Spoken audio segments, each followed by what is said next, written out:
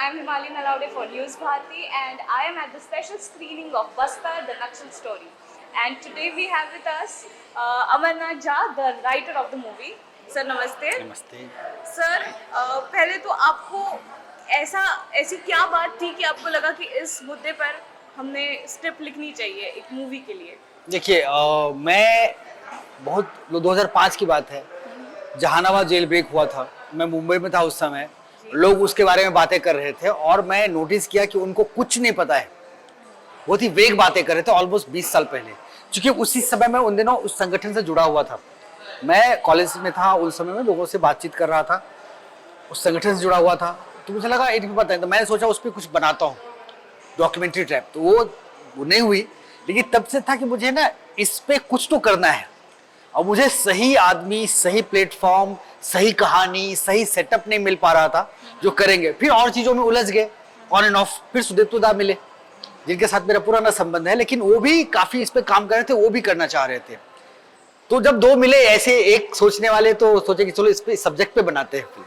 जी, नक्सलवाद पे पहले भी काफ़ी मूवीज़ बन चुकी है बॉलीवुड में, लेकिन यहाँ पे हमें थोड़ा सा एक अलग पर्सपेक्टिव देखने को मिलता है इस विषय के पास देखने का। तो ये क्यों सूझा कि या ये पर्सपेक्टिव आपको डेवलप कैसे हुआ? ये डेवलप नहीं हो, यही है जो नक्सलवाद को या माओवाद को अच्छे से समझता है, उनको पता है यही है। इससे पहले जिन्होंने फिल्म बनाया वो माओवाद को पूरी तरह से नहीं समझ पाए, नक्सलवाद को पूरी तरह से नहीं समझ। अगर आप नक्सलवाद को पूरी तरह से समझोगे तो यही है। इसके लिए मुझे अलग से पर्सपेक्टिव की जरूरत नहीं पड़ी। मैंने जो 20 वर्षों में जो उनको समझा, मैंने किताब भी लिखी है, तो मैं वही किया। क्योंकि मैंने जब मुझे वो कहना था कि दुश्मन सिर्फ पाकिस्तान नहीं है, सिर्फ चाइना नहीं है, दुश्मन आपके घर में है, और घर के दुश्मन को आप चिन्हित नहीं कर पा रहे हो। और जब तक आप चिन्हित नहीं करोगे तो पता कैसे चलेगा, उसको रेमेडी कैसे करोगे? आप सोचो ना, हमने पंजाब में हमारी समस्या थी, हमारे सिक्योरिटी फोर्सेस ने क्लीन कर लिया, पंजाब आज शांत है, नॉर्मल है जैसे बाकी राज्य हैं। नॉर्थ ईस्ट में समस्या थी, नॉर्थ ईस्ट को क्लीन हो गया, नॉर्मल हो गया।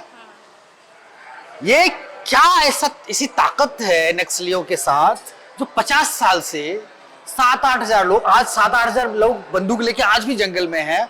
एक दौर में वो 15-20 हजार की संख्या में हुआ करते थे, और उनको हम क्लीन नहीं कर पा रहे हैं, अनाब नहीं कर पा रहे हैं, डिजाम नहीं कर पा रहे हैं, प्रोसिक्यूट नहीं कर पा रहे हैं। 76 जवान मारे गए। आप थोड़ा R&D कीजिएगा, उसमें से कितने लोगों को सजा हो पाई, चार्जशीट भी किसी को फाइल हुआ कि नहीं हुआ? ये सवाल है जिसको मेन स्ट्रीम मीडिया पूछती नहीं है। एक सवाल होने चाहिए, एक फॉलोअप स्टोरी होनी चाहिए कि 76 जवान मरे, उसका चार्जशीट हुआ क्या, उसमें से किसी को सजा हुई क्या मारने वालों को?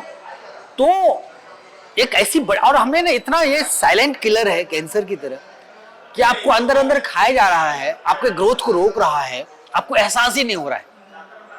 इसीलिए बहुत जरूरी था ये कहना।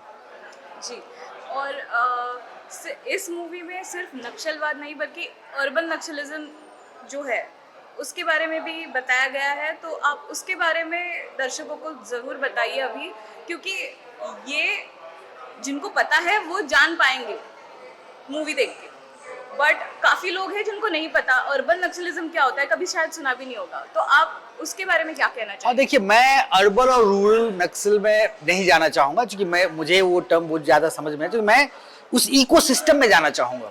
मेरे लिए इंपॉर्टेंट वो इकोसिस्टम है, जो इकोसिस्टम उनको इम्यूनिटी दे रहा है हमारे सिक्योरिटी फोर्स के खिलाफ।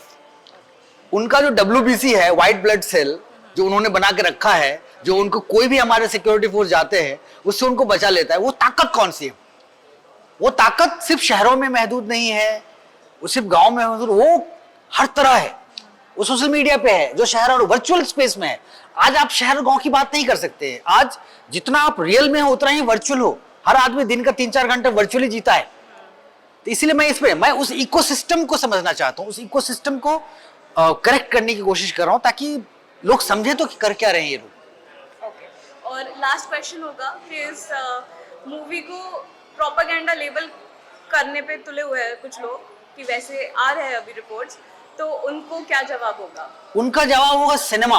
आप सिनेमा देखो। और मैं तो कल JNU गया था ओपन डिबेट के लिए।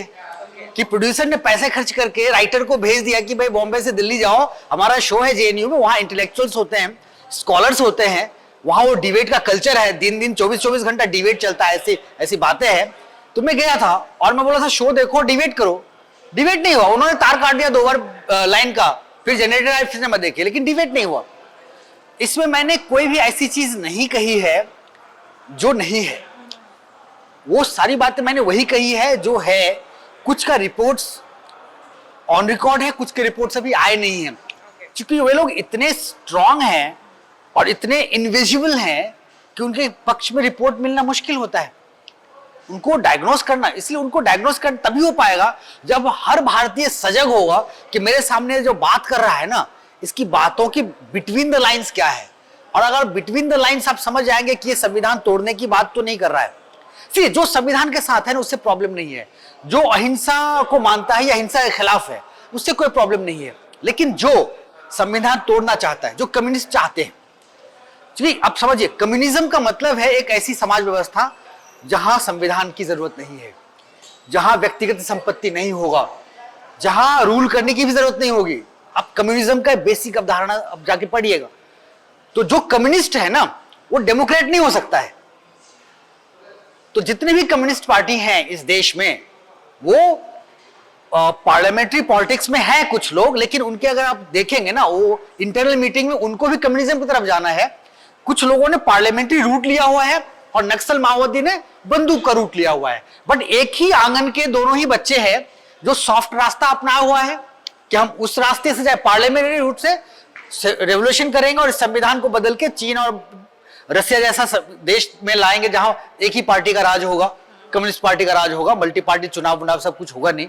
चुनाव होगा उनके अपने तरह का चुनाव होता है, माने डेमोक्रेसी नहीं होगा जिस डेमोक्रेसी को हम जी रहे हैं, आनंद ले रहे हैं, मल्टी पार्टी डेमोक्रेसी, जहां अगर एक इमरजेंसी लगाया इंदिरा, हटा दिया ना जनता ने, ये ताकत है ना जनता की। आप कुछ करोगे किसी की गारंटी नहीं है, जनता किसी का नहीं है, जो काम करेगा उसी का जनता है, ये डेमोक्रेसी है। हम कुछ भी सरकार को कटघरे में खड़ा कर सकते हैं, प्रधानमंत्री को कटघरे में खड़ा कर सकते हैं। आप किसी भी कम्युनिस्ट कंट्री में देख लो कि आप कुछ बोल भी सकते हो क्या, प्रधानमंत्री दूर की बात होगी, एक अधिकारी के खिलाफ बोल के दिखा दो आप। तो डेमोक्रेसी का जो आनंद है जो लोग ले रहे हैं, और वो कम्युनिस्ट को डेमोक्रेसी नहीं चाहिए, उनको कम्युनिज्म चाहिए जिसके लिए वो रेवोल्यूशन करना है। जी बहुत बहुत शुक्रिया, आपसे बात करके बहुत अच्छा लगा, आपने काफ़ी इन्फॉर्मेशन हम लोगों को अच्छी दी और आपको बहुत बहुत शुभकामनाएं आपकी मूवी के लिए। Thank you so much. Thank you so much, thank you so much.